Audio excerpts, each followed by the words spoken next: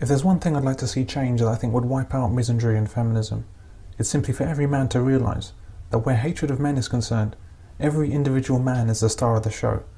Not an extra, not a spectator, not a bystander. I've talked before about how men are disconnected from each other and even themselves, and is the reason why they tolerate everything about men and manhood being torn down and ground into dust, while they either assist in their own destruction or stand aside and look. Men will believe that men used to legally beat their wives with a cane.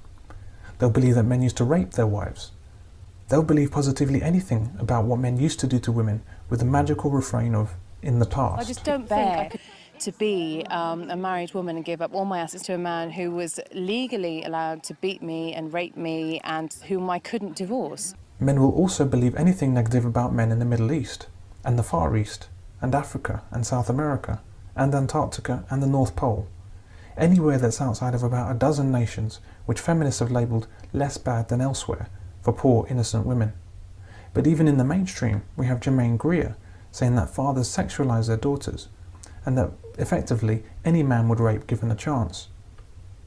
Slurs like this against men are clearly obscene, and yet they're said as frequently and casually as if these women are talking about the weather, and men accept it just as readily. That's why a few short weeks after her inexcusable abuse of men on national television, dear Germaine was back on the air.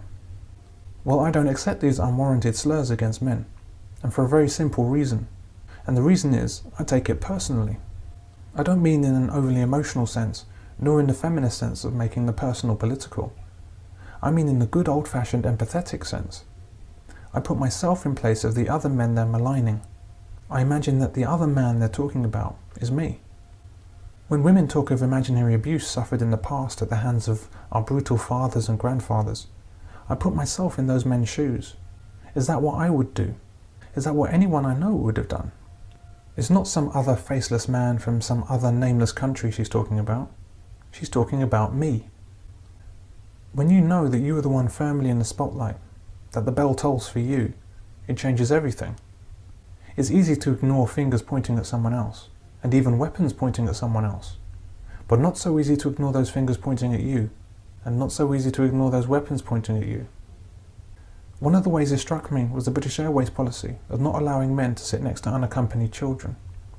When I saw the story of a man suing BA over this misandric policy, I noticed that the child in question was a 12-year-old boy.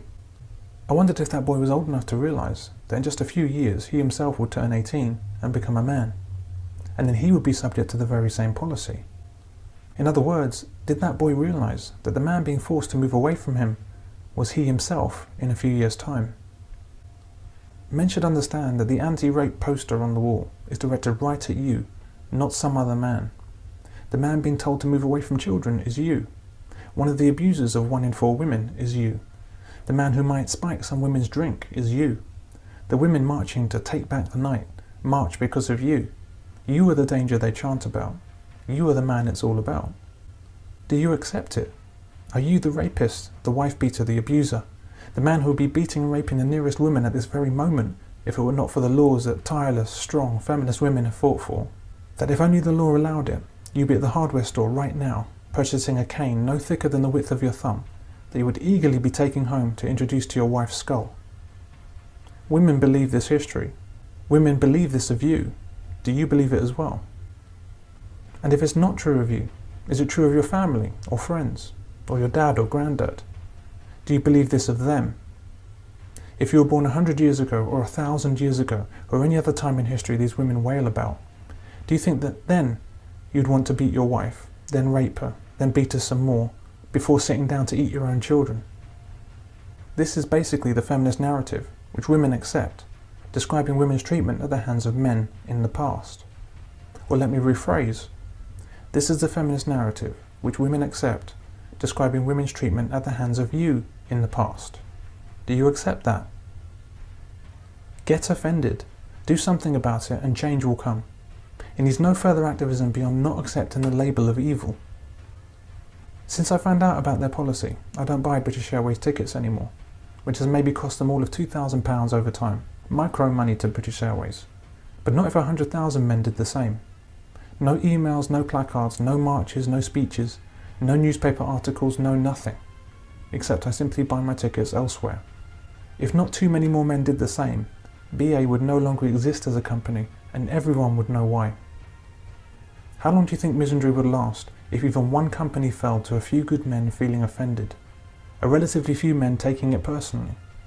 A few men who realised that the other man, 2 rows up, being told to move away from that child, was actually himself? Of course, it's the easiest solution in the world, yet it may as well be on the moon for the ability of men to reach it. Men like to believe in the other man. Men need to believe in the other man. But it's long past time to stop believing in him. He doesn't exist. The other man is you.